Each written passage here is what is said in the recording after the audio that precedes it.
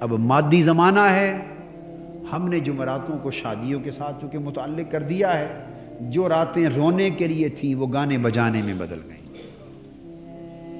جو راتیں اللہ نے رو کر مغفرت مانگنے کے لیے رکھی تھیں وہ گانے بجانے کے لیے رکھی۔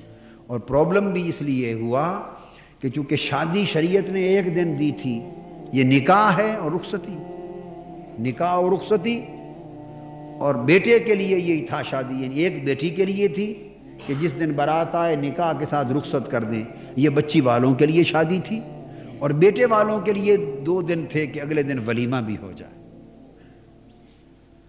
اور ہم نے شادی کو اپنے لیے عذاب بنا لیا ہے، 100 لعنتوں کے توق گلے میں ڈال لی۔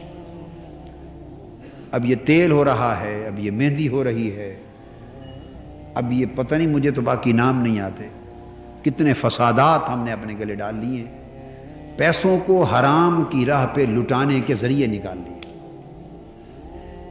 پہلے چند لاکھ روپیہ تیل پر خرچ کرتے، تیل پر خرچ کرنے کا مطلب یہ ہم جلا رہے ہیں۔ تیل دیوں کے لیے ہوتا تھا، دیے جلتے تھے، تیل جلتا تھا، ہم اب تیل کی جگہ پیسے جلاتے ہیں۔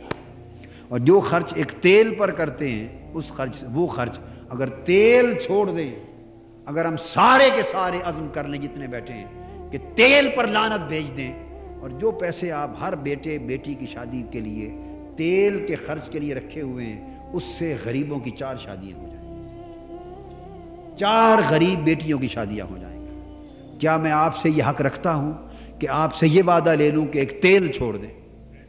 تیل اور جی کیا حق رکھتا ہوں؟ نہیں، حق تب رکھتا ہوں کہ کہوں تو پھر مرتے دم تک اس کی خلاف ورزی نہ ہو، حق تب ہے۔ اور اگر آپ یہاں وعدے بھی کر لیں اور کہیں خلاف ورزی، چونکہ بات یہ ہے کہ گھر میں حکومتیں آپ کی نہیں ہیں، آپ کی بیویوں کی ہیں، میں سچ بات کہہ رہا ہوں۔ آپ کو تو صرف گھروں میں روٹی ملتی ہے، آپ کما کے دیتے اور روٹی کھاتے ہیں، فیصلے پالیسیاں کہتے ہیں جی کیا کریں، عورتیں نہیں مانتی۔ اللہ نے فرمایا الرجال قوامون علی النساء، عورتوں کے ساتھ حسن سلوک کی تعلیم دی، انہیں پیار سے رکھو، محبت سے رکھو، حسن سلوک کے ساتھ رکھو، جائز ضروریات کو پورا کر کے رکھو، مگر یہ نہیں کہ گھر کی پالیسیوں کا فیصلہ کرنے کا تاج اپنے سر سے اٹھا کے ان کے سر پہ رکھو۔ آپ کہیں گے جی ہم تو آمادہ ہیں، کیا کریں، گھر والے نہیں مانتے۔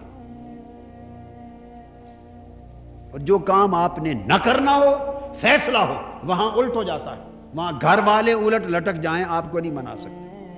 ایک شیطان کو سایہ ہے ہمارے اندر، ہماری طبیعت راغب ہو گئی ہے پیسے کو نیک راہوں پر خرچ کرنے کی بجائے عیاشی پر خرچ کرنا، ڈیمونسٹریشن پر خرچ کرنا، شور شرابے پر خرچ کرنا، اور پھر تیل مہندیوں کے بہانے ناچ گانا داخل ہو رہا ہے، لڑکے لڑکیاں ناچ رہے ہیں، گانے والے پروفیشنل آ رہے ہیں، ایک عجیب تباہی اور بربادی کا سیلاب شادیوں کے نام پر ہم اپنے اندر داخل کر رہے ہیں،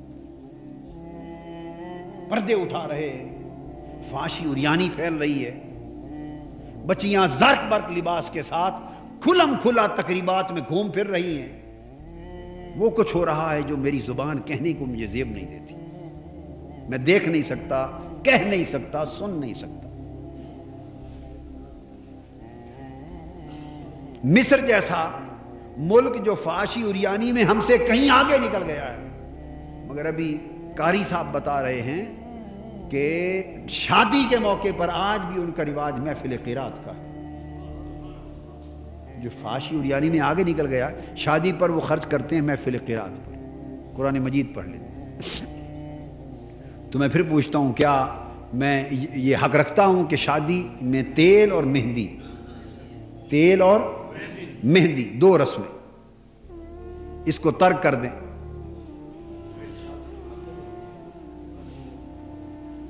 جس کی کہے ناک نہیں رہتی، پھر وہ یا ایک طرف ناک رکھے، یا برادری میں ناک رکھ لے، یا اللہ رسول کے ہاں ناک رکھ لے، 2 جگہ تو نہیں رہ سکتی۔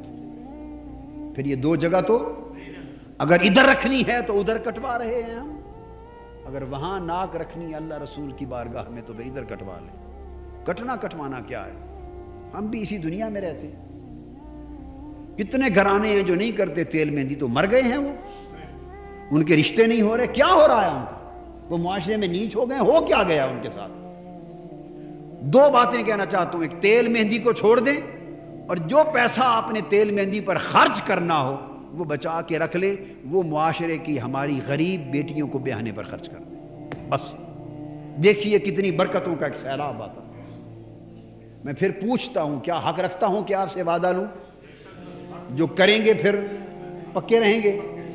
اس درخواست کے ساتھ ہاتھ وہی کھڑا کریں جو کٹ مریں مگر اس پر عمل ہر صورت کروا کے لیں۔ ٹھہریے، جو ہمت نہ رکھتے ہوں وہ ہاتھ کھڑا نہ کریں، میں اللہ کے گھر میں وعدہ خلافی نہیں کروانا چاہتا۔ جو ہمت نہیں رکھتے کہ گھر سے فیصلہ کروائیں وہ ہاتھ کھڑا نہ کریں، اور جو ہمت رکھتے ہیں وہ ہاتھ کھڑا کریں۔